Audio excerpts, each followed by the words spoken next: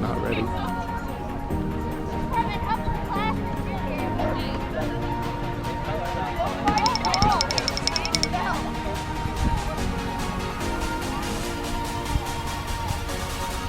You think it really goes that far?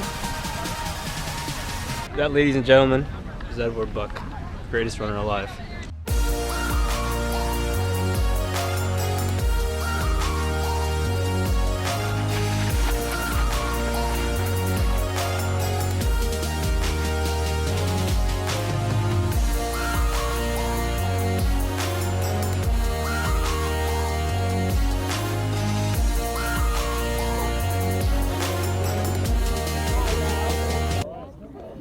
Hello and welcome back to the channel. So today I am going to talk to you about my top 5 tips to get faster at running. So these tips apply across all levels of running, from beginner, just starting out running, all the way up to faster runs out there.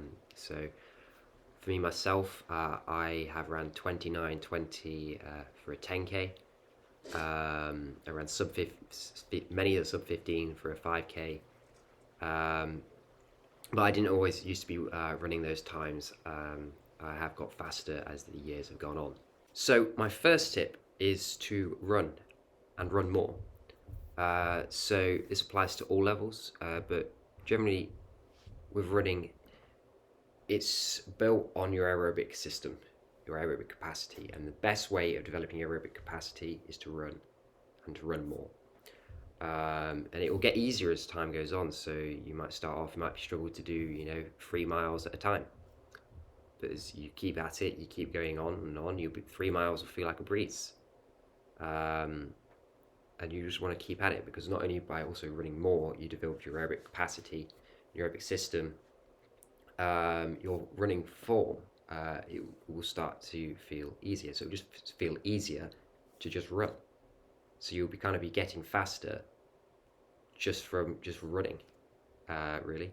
And even for like the more advanced runners out there, if you increase your mileage, be careful when increasing your mileage, but you increase your mileage gradually, so over a slow period of time, you'll start to see the bigger aerobic capacity benefit.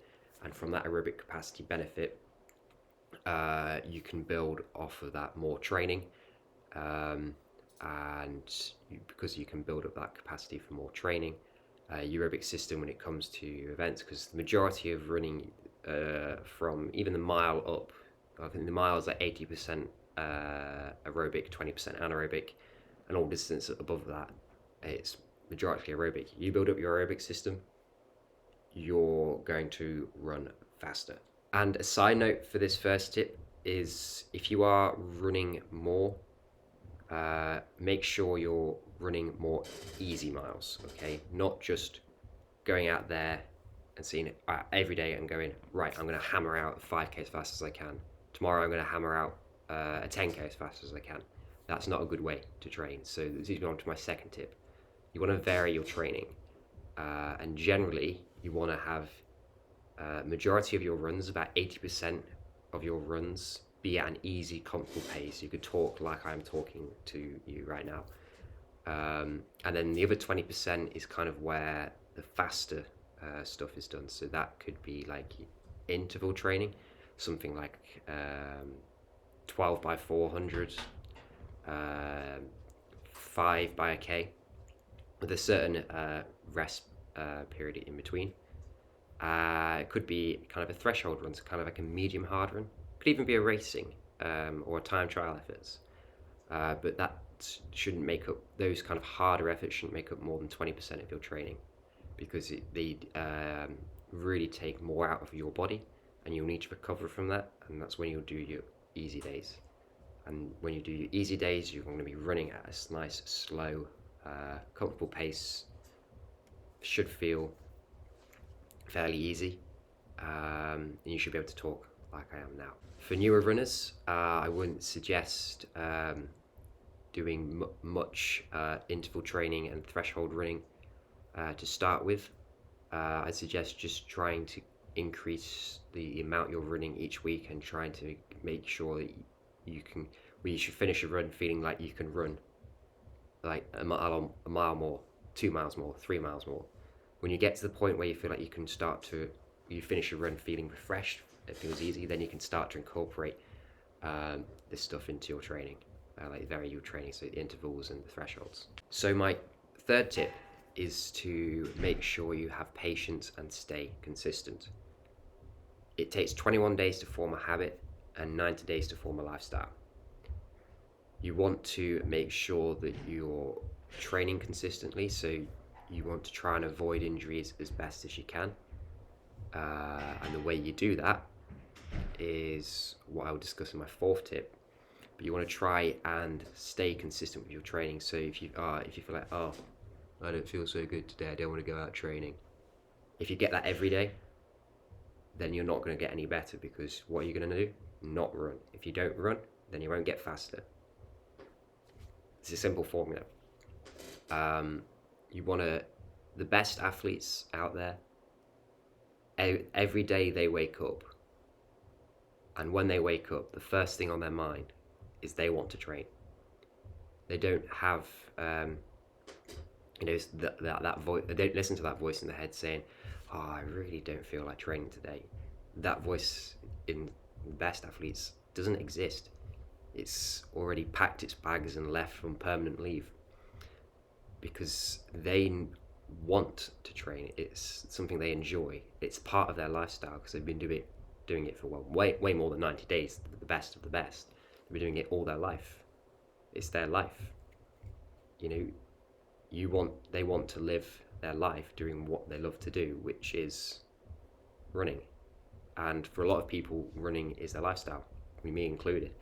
And the running community is a great community, I think, on a whole, and it's a very good way of improving oneself, not only just in terms of fitness in like aerobic capacity, but it's just something that feels good. There's no better feeling than making sure thinking you've accomplished something, and running is something that gives you that sense of accomplishment.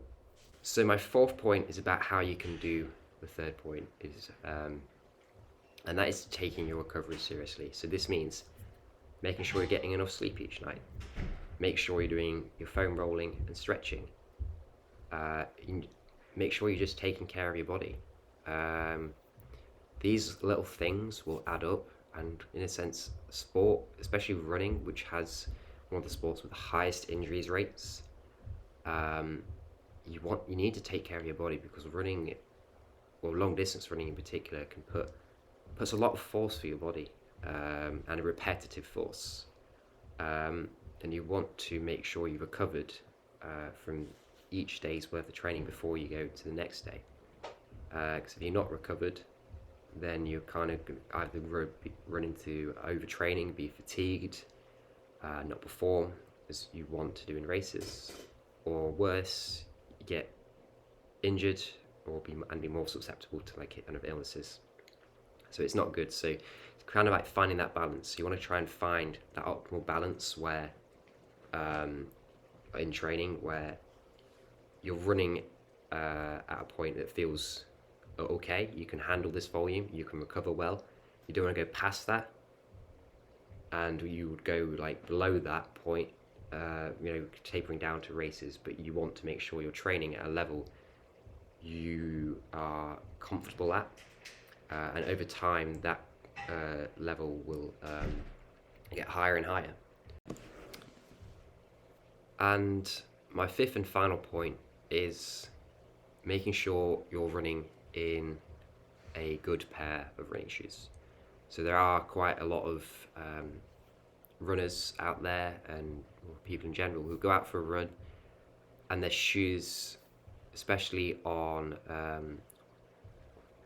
like hard surfaces like road, won't be running in shoes that will provide the amount of support and necessarily cushion that you need. Now, there will be an argument, people out there will say, like, oh, barefoot running is the best, and yes, it is, but humans are not designed to run on concrete, on tarmac or asphalt surfaces they are very hard surfaces that put a lot of strain through your joints, your muscles, your whole body. All that force your joints have to absorb. If you have a good pair of running shoes, some of that force is dissipated into the shoes rather than through your legs. Especially like the best pairs of running shoes out there. I'm not going to endorse any brands. I mean, my personal preferences on that. All running shoes generally do the same purpose, and it's just to help reduce the impact. But I do agree that humans are designed to run barefoot, and we should try and replicate what we do or how we run barefoot in shoes. If we run in running shoes as we would in a similar manner to as we run barefoot, then we'll be running with good form, which means running tall, leaning forward from your ankles with a slight forward lean, engaging your glutes, and landing however your body wants to land, but generally kind of landing light on your feet with a high enough cadence, with a step rate, and you're not slouched over like this, you're running, so you're opening up your chest, so you're able to kind of not restrict your airways, so you can breathe fully and get in all the oxygen you need, all in the air that you breathe with each breath. My bonus tip is to make sure you surround yourself with other runners, other people who can bring you on. So this applies to all levels. It's a lot easier training as a group than it is, or with someone else, than it is training by yourself. And you will become a faster, better runner in general if you have training partners or people you can train with, and it makes it more fun. It becomes more of a social activity. So find someone who would be willing to go out and train and run with you, whoever that may be. Thank you for watching. I hope you have enjoyed. Please like and subscribe, and I will see you in the next one. That's a good wisdom.